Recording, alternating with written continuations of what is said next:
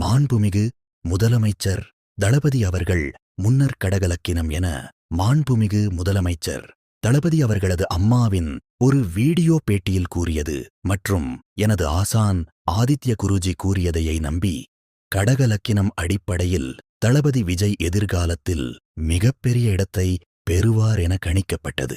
நான் அடிக்கடி கூறுவது போல் 50 வருடங்களுக்கு முன்னர் பிறந்த நேரத்தை துல்லியமாக IST நேரத்தில் குறித்து வைப்பதில் பல இடர்பாடுகள் உள்ளன. அப்போது IST குறித்த விழிப்புணர்வு பொதுவாக இல்லை.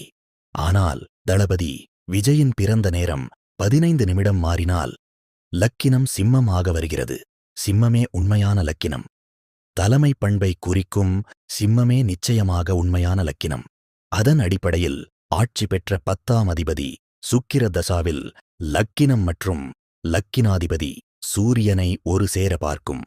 பூர்வ புண்ணியஸ்தான அதிபதி குரு புக்தியில் தளபதி அவர்கள் மாண்புமிகு முதலமைச்சர் அரியணையில் அமர்ந்தார்.